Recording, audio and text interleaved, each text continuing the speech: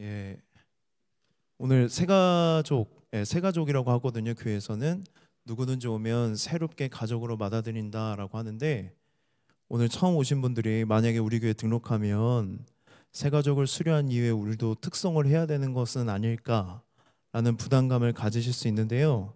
제가 시킨 거 아니고요. 이분들이 하고 싶다고 마음의 소원이 일어나서 이렇게 한 거거든요. 한 3주 전부터 예배 끝나고 가정 모임 끝나고 이렇게 연습을 해서 했던 것 같은데, 마음이 너무 귀한 것 같아요. 우리 이분들한테 한번 박수 한번 쳤으면 좋겠습니다. 네, 감사합니다. 안녕하세요. 저는 아영교회 청년부를 담당하고 있는 박하정 목사입니다. 초청되어 오신 모든 분들을 환영합니다. 우리 이쪽 부분에 많이 앉아 계시거든요. 저를 포함해서 이 자리에 있는 우리 모든 아영교회 청년들이 참 기쁘고 감사하고 반가운 마음일 거예요. 그렇죠, 여러분? 대답이 이거밖에 안 되나요? 너무 반갑죠, 여러분? 우리 오늘 처음 오신 분들에게 환영의 박수, 또 환대의 박수 하도록 하겠습니다. 저는 보통 말씀을 준비하면 말씀을 듣는 대상에 대해서 고민을 많이 하고 그 대상들을 위해서 설교 준비를 하는데요. 정말 죄송하지만 오늘은 초청되어 오신 분들만을 위해서 말씀을 준비했습니다. 여러분, 이상하지 않으세요? 한 번도 본 적이 없는 사람들이 왜 이렇게까지 나를 반가워할까? 왜 이렇게까지 환영할까? 여러분, 저희가 여러분들이 많이 오면 많이 올수록 보수를 받거나 그러진 않아요. 제가 목사님한테 칭찬을 받고 보너스를 받고 그런 거 하나도 없거든요. 정말 순수한 마음으로, 기쁜 마음으로 여러분들이 온 것을 환영합니다. 왜 이렇게 환영을 하냐면 여러분을 사랑하기 때문이에요. 사랑하기 때문에. 초면에 사랑한다고 말하면 부담스럽고 더 넘어서 거북스러운 분도 있을 것 같아요. 교회는 여러분 이런 곳입니다. 처음 온 사람도 누구든지 환영받고 환대받고 또 사랑받는 곳이 바로 여러분 교회입니다. 왜냐하면 하나님이 여러분들을 사랑하신다는 것을 우리가 믿고 있기 때문이에요. 하나님이 여러분을 사랑하십니다. 여러분 어떻게 들리실지 모르겠어요. 그리고 기독교에 대한 부정적인 인식이나 상처가 있는 분들은 하나님이 나를 사랑하신다는 이 이야기가 좋게만은 들리지 않을 것 같아요. 거북스러울 것 같고 부담스러울 수도 있고 또 그렇게 와닿지 않을 수도 있습니다. 오늘 하루 이 시간만큼은 여러분 부정적인 인식이나 선입견을 잠시 접어두고 여러분들은 이 자리에 초청한 친구들이 믿고 있는 가치가 무엇인지, 그리고 하나님이 어떤 분이신지, 그분이 나를 위해서 사랑하시기 때문에 어떤 일을 하셨는지에 대해서 잠시만 귀를 기울여 주시면 감사하겠습니다. 여러분 한번 물어볼게요. 여러분 행복하신가요? 끄덕거리시는 분들도 있고 행복하신가요, 여러분? 사람은 누구나 다 행복하기를 원해요. 인간은 누구나 행복하기를 원합니다. 또 각자 생각하는 행복의 조건들이 있을 겁니다. 내가 생각하는 행복의 조건들을 소유하게 되면 내가 행복할 것이라는 행복한 상상을 하기도 하고, 내가 생각하는 그 조건을 내가 소유하지 못할 때, 또는 내가 갖고 싶은 것이 저 사람에게 있을 때 그 사람과 비교하며 열등감이라는 지옥에서 살아가기도 합니다.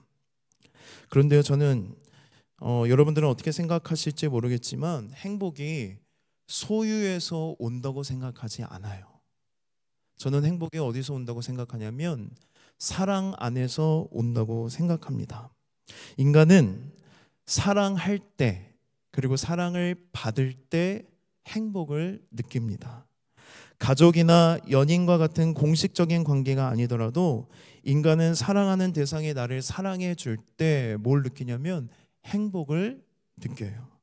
사랑받고 사랑할 때 우리는 만족하고 기뻐하지만 반대로 사랑하지 않을 때 또는 사랑받지 못할 때 우리는 불만족스럽고 기뻐하지 못하고 불행함을 느낄 때가 참 많습니다. 또한 사랑은 우리의 존재를 지탱해주는 근거가 되기도 하고 삶의 의미와 목적이 되기도 합니다. 저에게는 5살 아들과 2살 딸이 있거든요. 근데 이 아들과 딸만 생각하면 제가 힘이 막 생겨요. 너무 힘들고 피곤하더라도 집에 들어가면 저희 아내가 교육을 시킨 게 있어요. 그 만화에 보면 깜짝 안아주기라는 표현이 있거든요. 그럼 아이들이 제가 문 여는 소리만 들리면 와다다다다 그 소리가 들려요. 그 소리만 들어도 저는 너무 행복해요. 모든 피로를 안고 집 안에 들어갔을 때 두 아이가 저를 꽉 안아줄 때 저는 얼마나 행복한지 몰라요. 정말 잠시이지만 그 시간이 저의 모든 삶의 원동력이 되기도 하고 제가 힘들었던 모든 것들을 한 번에 털어내는 시간이 되기도 합니다. 여러분, 이렇게 사랑은 강력한 힘을 가지고 있습니다. 그리고 사랑하면 책임감이 생깁니다. 더 열심히 살아야겠다는 다짐을 하기도 하고 실제로 열심히 살아가게 하는 원동력과 힘이 되어주는 게 바로 사랑입니다. 그래서 우리가 사랑하는 대상을 잃거나 또는 없는 사람들은 삶의 존재의 의미를 잃고 방황하기도 하고 외로움을 느끼기도 하고 공허함을 느끼고 더 나아가 고통을 느끼기도 해요. 여러분, 사랑하는 연인과 이별해 보신 적 있으세요? 다 연애 잘 하세요, 여러분? 저는 저희 아내를 너무 사랑하거든요. 아내랑 8년 연애 끝에 결혼을 했어요. 근데 그 8년의 연애 기간 동안에 우리 청년들은 다 알겠지만 결혼 때문에 10개월 동안 헤어진 기간이 있었어요. 그 10개월의 기간이 저한테는 정말 힘들고 어려운 시기였습니다. 저는 그래서 뭔가 포커페이스를 잘한다고 제가 생각을 했거든요. 이 10개월의 기간이 점점 시간이 지날수록 내가 극복을 잘하고 있다라고 생각을 했어요. 근데 제가 10개월이 지난 뒤에 저희 아내랑 다시 만나게 됐어요. 다시 어떻게 만나게 됐냐면 정말 찌질하게도, 여러분들은 절대 그러지 마셨으면 좋겠는데 저희 아내 생일날 아내가 좋아하는 것을 선물로 보냈어요. 네, 여러분, 그 상대방의 입장에서 이게 불쾌할 수도 있어요. 그러니까 여러분들 하시지 말라는 거예요. 근데 저는 정말 마지막 기회라고 생각하고 저희 아내가 새우를 좋아하거든요. 새우를 보냈어요. 새우도 웃기죠. 새우를 보냈어요. 생새우. 새우절에. 그 새우 때문에 여러분 제가 결혼을 했어요. 근데 그 10개월의 기간 동안에 저는 잘 극복하고 있다고 나름 생각하고 있었는데 제가 다시 아내랑 만난다는 소식을 듣고 옆에서 제 주변에 있던 친구들이 뭐라고 했냐면 하정아 잘 됐다. 너 때문에 그 10개월이 너무 힘들었다. 너만 보면 회색빛이었다라고 이야기를 하더라고요. 저는 제가 잘 살고 있다고 생각했는데 제 친구들은 제가 회색빛이었다라고 말한 걸 보면서 정말 이별의 아픔이 크구나. 사랑하는 사람에게 사랑받지 못한다는 게 이렇게 큰 슬픔이구나라는 것을 그때 참 많이 깨달았습니다. 여러분, 사랑하는 연인과의 이별의 아픔 또는 사랑하는 가족의 죽음, 심지어 사랑하는 애완동물이 무지개 다리를 건넜을 때 우리는 큰 시리에 빠집니다. 슬픔을 이기지 못하고 고통 가운데 삶의 열의를 다 잃어버릴 때가 참 많습니다.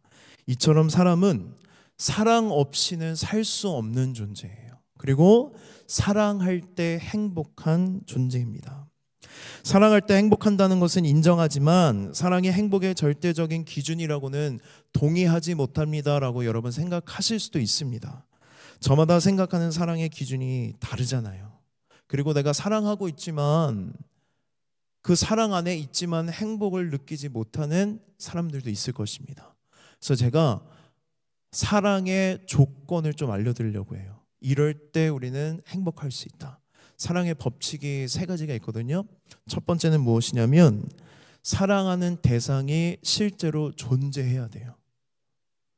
여러분 너무 쉬운 얘기인데요. 내가 사랑한다고 말하지만 사랑하는 대상이 존재하지 않으면 행복할 수가 없어요. 사랑하는 대상이 존재하지 않으면 삶의 열정을 잃어버리고 삶이 재미없습니다. 그리고 사랑하지 않으면 여러분 무기력해요. 그래서 인간은 인간이 아닌 사물이라도 사랑하는 대상을 두려고 합니다. 그래서 인간을 사랑하지 않으면 뭘 사랑한다는 거예요? 그 대체품인 일을 사랑할 때도 있고 돈을 사랑할 때도 있어요. 게임이나 내 취미를 사랑할 때도 있습니다. 내가 애정을 가지고 사랑하는 대상으로부터 우리는 무엇을 느끼냐면 살아있음을 느껴요. 내가 살아있구나. 뭘 할 때? 사랑할 때. 그래서 여러분, 첫 번째 조건은 뭐냐면 사랑하는 대상이 존재해야 된다. 두 번째 조건은 무엇이냐면 사랑하는 대상에게 내가 받아들여져야 돼요. 짝사랑해 보신 분들 계시죠? 짝사랑에 행복하세요, 여러분? 서로 사랑해야 뭘 느끼냐면 행복을 느낄 수 있다는 것입니다. 내가 애정을 가지고 있는 대상이 나를 사랑하지 않는다면 결국 우리는 사랑이 채워지지 못해서 좌절해요. 여러분 게임 좋아하시나요? 저도 게임을 되게 좋아하거든요. 지금은 제가 애가 둘이고 게임할 시간이 없어서 게임을 못하는데 게임할 수 있는 조건만 된다면 저는 게임을 하고 싶어요. 여러분, 우리가 게임을 사랑할 때도 있습니다. 게임을 사랑하기 때문에 어떤 마음이 드냐면 애정을 쏟는 대상이 게임이라 하더라도 강화가 실패되거나, 무슨 얘기인지 아세요? 랭 게임을 하는데 자꾸 트롤들을 만나서 계속 져요. 그러면 티어가 어떻게 돼요? 낮아지면서 내가 사랑하고 애정하는 게임이 나에게 사랑을 주지 않는 것처럼 느껴질 때 우리는 뭘 느끼냐면 불행을 느껴요.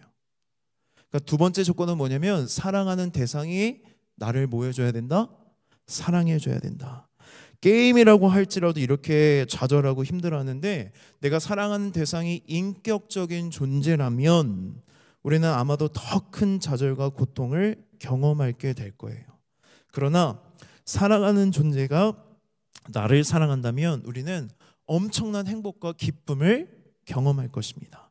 마지막으로 세 번째 조건은 뭐냐면 사랑하는 대상과의 관계가 지속적으로 유지되어야 돼요. 너 사랑해, 나도 너 사랑해, 서로의 사랑을 확인했습니다. 확인한 걸로 행복할 수 없어요. 서로 사랑하는 마음이 일정하게 유지가 될 때 내가 원하는 만큼 이 사람이 나를 사랑해주고 나도 그 사람을 사랑해줄 때 우리는 뭘 느끼냐면 사랑 안에서 행복을 느끼는 겁니다. 우리가 사랑을 하고 사랑하는 대상으로부터 사랑을 받더라도 행복을 잃어버리는 이유가 바로 여기 있어요. 지속적이지 못하기 때문에. 아까 이야기했던 것처럼 사랑하는 대상이 죽는다면 우리는 엄청난 좌절과 또 엄청난 고통 속에서 살아가게 될 것입니다. 삶의 의미와 이유를 잃어버린 채 삶의 열의를 잃어버린 채 살아갈 것입니다. 마치 제가 아내와 10개월 동안 헤어졌을 때처럼 인생의 회색빛으로 바뀌는 거예요. 이뿐만이 아니라 우리가 사랑하는 사람에게 느꼈던 매력들이 있어요. 근데 그 매력이 유한하다고 느껴질 때 또는 그 매력이 더 이상 나에게 매력적으로 다가오지 않을 때 우리는 뭘 느끼냐면 권태감을 느껴요. 그래서 흔히 연인들이 뭐라고 말해요? 권태기 왔다. 왜? 내가 사랑하고 좋아했던 상대방의 매력이 더 이상 나에게 매력이 되지 않을 때, 지속적이지 않을 때 우리는 사랑 안에서 행복을 누리지 못한다는 겁니다. 그러면 여러분 이렇게 생각해 보세요. 만약에 내가 사랑하는 대상이 무한하다면 어떨까요? 만약에 내가 사랑하는 대상이 죽지 않고 영원하다면, 그리고 사랑하는 그 대상이 나를 사랑해주는 마음이 영원히 변하지 않는다면 우리는 그러한 사랑 안에서 뭘 느끼냐면 영원한 행복과 기쁨과 만족을 느끼게 될 것입니다. 여러분, 죽지 않고 영원하신 분, 나를 사랑하시는데 변하지 않고 동일하게 어제나 오늘이나 내일이나 똑같이 사랑하시는 분이 있어요. 그분이 바로 누구냐면 하나님이십니다. 하나님이 저와 여러분을 이렇게 사랑하세요. 나를 향하신 하나님의 사랑은 변함이 없습니다. 나의 어떠함으로 인해 하나님의 사랑은 변하지 않아요. 우리가 연인과의 사랑을 할 때에도 내가 사랑하는 대상이 나를 위해서 무언가 유지해 줬던 것들을 유지하지 못할 때 내가 원하는 것들을 채워주지 못할 때 우리는 어때요? 사랑이 식어요. 그런데요, 여러분, 내가 아무리 어떤 짓을 할지라도 하나님은 나를 향하신 그 사랑을 절대로 거두지 않는다는 거예요.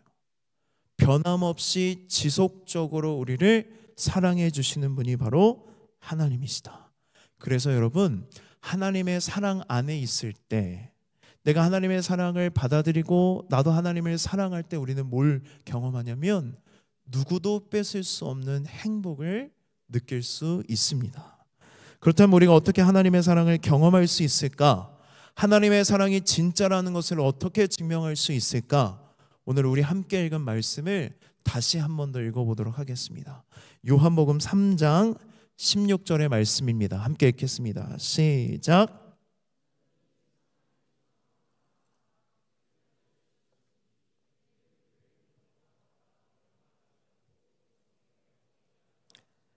아멘. 이 말씀을 오늘 말씀 끝날 때까지 계속 띄워주세요. 여러분, 하나님이 우리를 사랑하시는데요, 사랑하셔서 뭘 주셨다고 얘기하냐면 독생자를 주셨대요. 독생자 하면 어려운데요, 쉽게 표현하면 하나밖에 없는 아들을 우리를 사랑하기 때문에 주셨다라고 이야기합니다.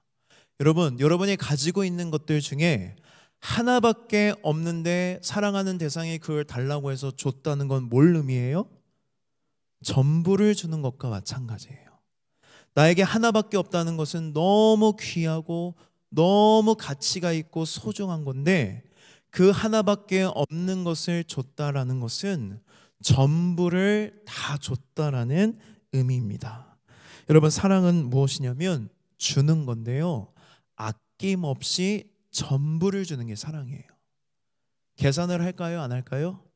안 해요. 여러분, 연애하시는 분들 중에 만약에 여러분의 남자친구와 여러분의 여자친구가 자꾸 나한테 뭘 주면서 계산을 하는 게 보인다면 여러분, 떠나십시오. 만나지 마세요. 계산하는 건 사랑이에요? 사랑이 아니에요? 사랑이 아니에요, 여러분. 계산하는 것, 내가 이만큼 줬으니까 너는 이만큼 줘야 돼라는 마음으로 무언가를 주고 있다면 여러분, 그건 사랑이 아닙니다. 사랑은 전부를 줘도 아까워하지 않고 오히려 주는 것이 더 기쁘고 행복한 게 사랑이에요. 하나님이 세상을 사랑하셔서, 저와 여러분을 사랑하셔서 하나밖에 없는 아들을 우리에게 주셨대요. 전부를 주신 건데 우리가 여기서 한 가지 질문을 해야 돼요. 왜 아들을 주셨을까? 말씀을 보면 이렇게 나옵니다. 이는 그를 믿는 자마다 멸망하지 않고. 이 말씀의 전제가 뭐냐면 우리는 멸망할 수밖에 없는 존재라는 거예요. 멸망이란 건 뭐냐면 사라져 없어지다, 완전한 형벌을 받다라는 의미가 바로 멸망하다라는 겁니다. 멸망하지 않도록 우리에게 예수님을 주셨다는 거예요. 저는 설교 준비를 하면서 무슨 생각을 했냐면 오늘 완전 그냥 예수님 아예 모르는 분이 와도 듣고 이해할 수 있게 준비해야 됐다는 생각을 했어요. 그럼 여러분, 여기서 이런 생각이 들 수도 있어요. 나 잘 살고 있는데 왜 멸망한다고 할까? 나 누구한테 피해 주지도 않고 도덕적으로 잘 살고 있는데 왜 자꾸 성경은 또 교회만 오면 나보고 죄인이라 그러고 회개하라 그러고 자꾸 그런 얘기를 할까라고 생각하실 수도 있다고 생각합니다. 여러분, 길거리를 돌아다니다 보면 명동 광장에 보면 늘 빠지지 않고 계시는 분이 있어요. 예수 천국 불신 지옥, 예수 천국 불신 지옥, 예수 믿으면 천국 가고 예수 믿지 않으면 어디 간다? 지옥 간다. 여러분, 그 얘기를 들으시면 어떻게 마음이 드세요? 이게 기독교와 멀어지는 지점이에요. 나 그냥 잘 살고 있는데 왜 자꾸 나한테 예수를 강요하고, 예수 믿지 않는 것 때문에 왜 자꾸 나보고 지옥에 갈 운명이라고 이야기할까? 지옥으로 협박하면서 너 예수 안 믿으면 지옥 가는 거야 라고 폭력적으로 전도하는 방법이라고 저는 생각해요. 저도 그 얘기를 들으면 불쾌함을 느낄 때가 참 많습니다. 그래서 여러분, 하나님에 대한 오해가 생기는데요, 오늘 이 자리에 언제 또 오실지 모르니까 하나님에 대한 오해를 좀 풀고 가셨으면 좋겠습니다. 하나님에 대한 오해가 뭐가 있냐면, 하나님을 안 믿는다고 지옥에 보내는 게 정말 정당한 걸까? 어떻게 생각하세요? 안 믿는다고 내가 왜 지옥 가야 돼요? 그게 과연 정당하다라고 생각할 수 있을까? 예수 천국, 불신 지옥은 여러분 엄연히 말하면 잘못된 표현이에요. 예수님을 안 믿어서 지옥에 가는 게 아니라 여러분 죄를 지어서 지옥에 가는 거예요. 이해가 되세요? 안 믿어서가 아니라 죄를 지었기 때문에 지옥에 가야 된다. 정확하게 표현하면 예수 천국, 죄악, 지옥이 맞아요. 죄 지었으면 어디에 가야 돼요? 지옥에 가야 됩니다. 우리는 자신이 꽤 괜찮고 착하다고 생각하는 경향이 있어요. 그래서 예수 천국 불신 지옥이라는 이야기를 들으면 불쾌하고 거북스럽게 생각합니다. 나 남에게 피해도 주지 않고 도덕적으로 잘 살고 있는데 단순히 예수님을 믿지 않거나 교회 다니지 않는다고 지옥에 가는 것은 너무하다고 생각하는데요, 여러분. 우리는 죄인이에요. 자신만의 기준으로 죄의 경중을 다르게 생각할지는 모르겠지만 죄를 지으면 벌을 받는 게 정당한 거예요? 정당하지 않는 거예요? 정당한 거죠. 예를 들어 이런 거예요. 여러분들이 수업을 계속 빠져서 F 학점을 맞았어요. 근데 막학기여가지고 내가 취업을 했는데 F 학점이 있으면 성적표에 취업이 취소가 돼요. 그래서 교수님이 그 소식을 듣고 이 친구에게 자비를 베풀어요. 야, 너가 이제까지 쭉 빠져왔지만 레포트 하나만 쓰면 내가 최소 학점 줄게. D라도 줄게. 그런데 이 친구가 레포트를 안 써가요. 그리고 결국엔 뭘 받았어요? F 학점을 받았어요. 근데 이 F 학점을 받은 성적표를 가지고 교수님한테 찾아가서 따져요. 왜 나한테 F 줍니까? 따지는 게 정당한가요, 여러분? 정당하지 않죠? 왜? 내가 수업을 안 들어서 F를 맞았잖아요. D 학점을 준다라고 하는 거는 교수님의 은혜이고 자비이지. 레포트를 쓰면 D 학점을 준다고 했지 그냥 D 학점을 준다고 하지는 않았어요. 여러분, 내가 수업을 막 다 빠져서 F를 맞는 건 지극히 정상이고 정당한 거예요. 우리의 삶도 마찬가지예요. 여러분, 죄를 지었으면 죄인이에요. 죄를 지었으면 죄에 대한 형벌을 받는 거는 정당하지 않은 게 아니라 정당한 거예요. 예수님을 믿지 않기 때문이 아니라 내가 죄를 지어서 어디에 간다는 거예요? 지옥에 간다라는 것. 그렇다면 여러분 이런 생각을 할 수 있습니다. 그래, 내가 죄를 지은 건 사실이지. 형벌을 받아야 하는 것도 정당하다고 치자. 그런데 내가 얼마나 큰 죄를 지었다고 지옥에 가는 게 맞아? 지옥은 너무하잖아 라고 생각할 수도 있습니다. 내가 지은 죄에 비하면 너무 지나친 형벌이라고 생각할지도 몰라요. 근데 우리가 죄에 대해서 생각할 때 간과하는 기준이 있는데요. 여러분, 죄에 대한 형벌의 무게는 죄를 지은 시간으로 결정하는 게 아니라 죄의 질로 평가합니다. 이런 거예요. 3년 동안 꾸준히 가게에서 물건을 훔쳐온 사람이 절대죄로 붙잡혔어요. 재물 손괴죄로 잡혀서 3년형을 받았어요. 그런데 단 1시간 동안 어린아이에게 몹쓸 짓을 하고 어린아이를 살인한 살인자가 붙잡혔어요. 죄의 무게가 뭘로 결정되나요? 시간이 아니라 죄의 질. 그리고 내가 누구에게 죄를 지었느냐. 그리고 우리가 이런 기준들을 다 갖고 있어요. 3년 동안 도둑질한 거 잘못된 거지. 잘못된 거지. 그런데 어린아이에게 몹쓸 짓을 하고 살인한 거는 용서할 수 없는 죄라는 기준. 사회가 통용하고 있고 사회가 받아들이는 도덕적인 기준이 누구로부터 오느냐? 그게 여러분 하나님으로부터 오는 거예요. 하나님이라는 존재가 있기 때문에 우리가 선과 악을 구분하고 도덕적으로 이건 더 잘못된 죄라는 생각을 갖게 된다는 거예요. 여러분 생각해 보세요. 여러분들이 지은 죄는 인간에게 지은 죄이지만 동시에 하나님에게 지은 죄예요. 하나님은 가장 가치가 있고 귀중한 분입니다. 그분에게 지은 죄라면 형벌을 그렇게 받을 수밖에 없고, 평생에 걸쳐서 지은 죄라면 시간으로 따져도 지옥으로 가는 게 마땅하다고 저는 생각합니다. 그럼 여기까지 인정하실 수도 있고 인정하지 않을 수도 있습니다. 그러면 사랑의 하나님이 어떻게 지옥을 만드냐? 사랑하신다면서 왜 지옥을 만들고 우리를 지옥에 보내느냐? 그게 사랑의 하나님이 맞느냐라고 생각할지도 모릅니다. 여러분, 유고슬라비아 출신의 미국 신학자 미로슬라브 볼프라는 사람이 있는데요, 이 사람이 하나님의 진노에 대해서 이렇게 이야기해요. 잘 들어보세요. 나도 하나님의 진노가 사랑의 하나님과 맞지 않다고 생각했다. 그러나 나의 고국 유고슬라비아에서 발발한 전쟁의 침상을 보고 생각이 달라졌다. 전쟁으로 20만 명이 학살당하고 300만 명이 추방되었다. 날마다 사람이 죽어나갔다. 하나님은 그런 대량 학살을 보고 어떤 생각을 하실까? 사랑 많은 할아버지처럼 가해자들을 마냥 귀여워하실까? 하나님은 그들에게 맹렬하게 진노하지 않겠는가? 라고 이야기합니다. 여러분, 어떻게 생각하세요?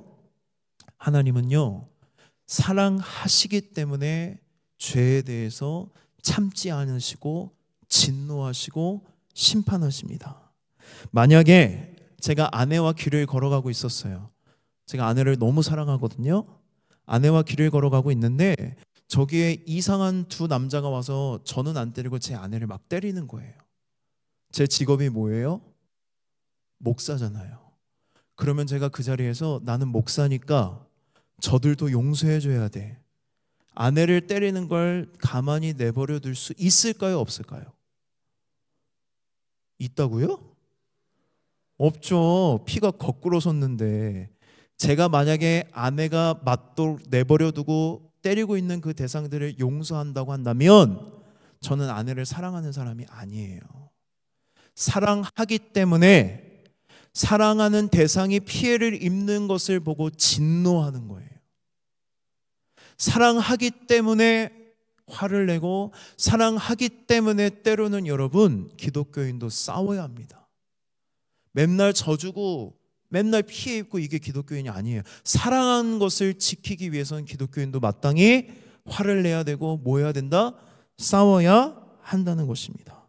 사랑이신 하나님은요, 여러분, 사랑하시기 때문에 죄에 대해서 진노하십니다. 하나님의 진노는 하나님의 사랑으로부터 나와요.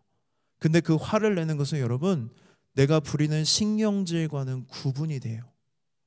하나님의 진노는 여러분 거룩합니다. 그렇다면 여러분, 여기서 이런 생각을 해야 돼요. 내가 짓고 있는 죄를 보시는 하나님은 내 죄를 보고 어떤 생각을 하실까? 이런 생각 안 해보셨죠? 내가 짓고 있는 수많은 죄들, 오늘도 여러분 일어나셔서 죄를 지었을 거예요. 저도 지었거든요. 그 죄를 보시는 하나님은 내 죄를 보고 어떤 생각을 하실까? 두 가지 마음이 공존합니다. 죄에 대해서 진노하는 마음과 동시에 우리를 사랑하시기 때문에 그 죄로 멸망당하지 않기를 바라는 안타까운 마음, 사랑하는 마음이 공존해요. 두 마음이 부딪혀요. 이걸 영어로 뭐라고 하나요? 딜레마라고 해요. 딜레마. 어려운 단어 아니잖아요. 딜레마. 이 딜레마를 하나님이 어떻게 해결하셨을까? 우리 마지막으로 요한복음 3장 16절 말씀 함께 읽고 말씀을 마치도록 하겠습니다. 읽겠습니다. 시작.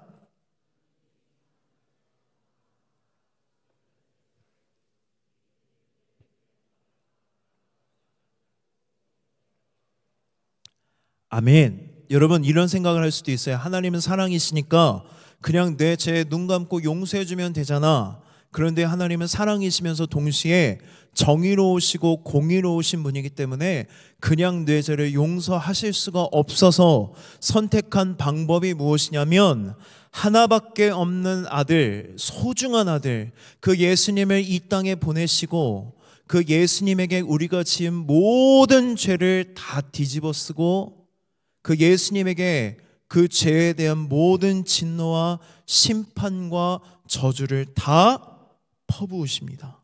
그래서 예수님을 우리에게 주시고 예수님이 우리의 모든 죄를 대신해 십자가에서 죽으심으로 우리 모든 죄값이 다 해결되었다고 성경은 이야기합니다. 그래서 예수님을 믿으면 우리가 멸망하지 않고 지옥에 가지 않고 영생을 얻어 천국에서 영원히 하나님과 함께 살게 되는 것입니다. 왜 이렇게까지 하셔야 될까? 꼭 예수님이 죽으셔야만 했을까? 성경은 죄의 대가가 죽음이라고 이야기합니다. 죽지 않으면 죄값이 치러지지 않아서 예수님이 대신 죽으셨습니다. 여러분 영화 소방관 보셨나요? 최근에 나온 거? 소방관이 맞나요? 예. 그 영화를 보면서 저는 예수님의 십자가가 많이 생각이 났어요. 그 사건을 여러분 아실 수도 있는데 2001년에 홍제동에서 엄마와 아들이 다퉈요. 근데 아들이 화가 나서 홧김에 불을 지르고 도망가 버립니다. 그래서 불을 끌어온 소방관들이 막 불을 끄고 있는데 엄마가 애타게 소방관들한테 부탁하는 거예요. 아직 내 아들이 안 나왔다고, 제발 구해달라고. 그래서 소방관들이 그 화마를 뚫고 들어갔는데 집에 없어요. 다시 나와서. 근데 엄마가 또 부탁하는 거예요. 제발 우리 아들 좀 살려달라고. 다시 소방관이 들어갔을 때에 천장이 무너져서 6명의 소방관이 순직을 하고 3명의 소방관이 화상을 입고 큰 병을 얻게 됩니다. 근데 알고 봤더니 그 아들이 뭐였어요? 불을 지르고 도망갔던 거예요. 다시 살아있는 그 아들을 보고 당시의 사람들이 불을 지르고 사람을 죽였다고 해서 죽어 마땅하다고 말은 할 수는 없지만 다 대부분 공감했어요. 어떤 생각을 했냐면 죽어야 될 사람이 따로 있는데 엄한 소방관들이 죽었다라고 이야기했습니다. 저는 이 사건을 보면서 예수님의 십자가가 생각났습니다. 예수님이 죽어야 될 이유가 어디 있나요? 예수님은 아무런 죄가 없는데 내 죄를 대신해 십자가에서 죽으셨습니다. 그리고 예수님은 부활하셨습니다. 이것을 믿으면 성경은, 하나님은, 기독교는 무엇을 약속하냐면 영원히 멸망당하지 않고 영생을 얻게 할 것이라고 우리에게 약속합니다. 여러분, 기독교는 바로 이런 하나님의 사랑을 받아들이고 그 사랑 안에서 서로 사랑하는 것이 바로 기독교입니다. 예수님을 믿고 천국이 우리에게 약속되어 있어서 늘 감사함과 기쁨과 행복 안에서 살아가는 것이 바로 기독교예요. 교회는 바로 여러분 이런 곳입니다. 하나님의 사랑 안에서 서로 사랑하고 교회 밖에서도 하나님의 사랑을 실천하는 공동체가 바로 교회입니다. 여러분 들어오실 때 레드카펫 보셨나요? 최근에 레드카펫 걸어보셨나요, 여러분? 교회에 오면 이런 걸 경험해요. 교회는 무한한 하나님의 사랑으로 여러분들을 무한히 사랑하는 것이 바로 교회입니다.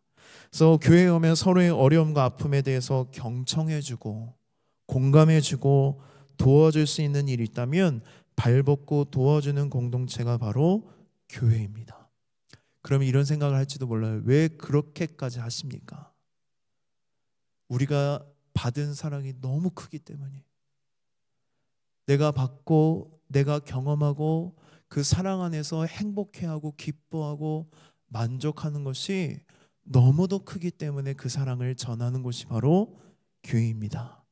말씀을 마치겠습니다. 여러분 행복하기를 원하시나요? 행복하기를 원하세요? 그러면 여러분 사랑하세요. 그런데 그냥 사랑 말고 영원히 변하지 않는 사랑하세요. 하나님은 여러분들을 사랑하십니다. 영원히 변함없이 사랑하십니다.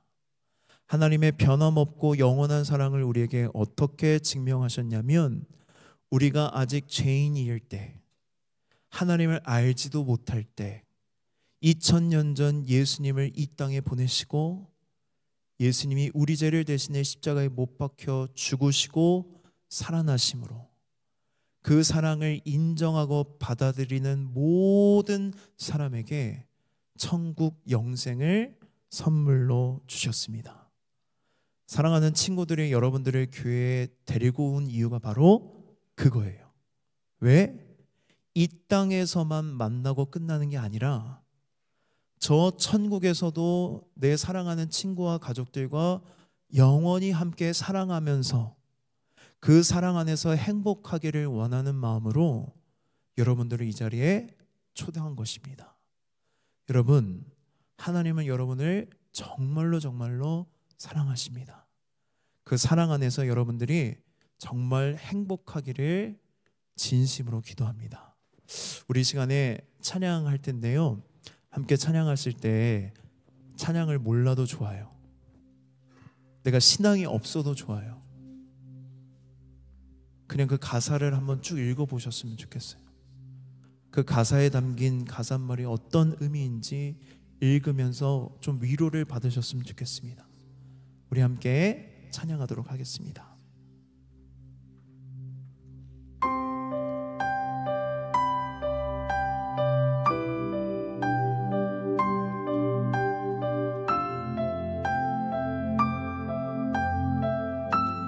그대 폭풍 속을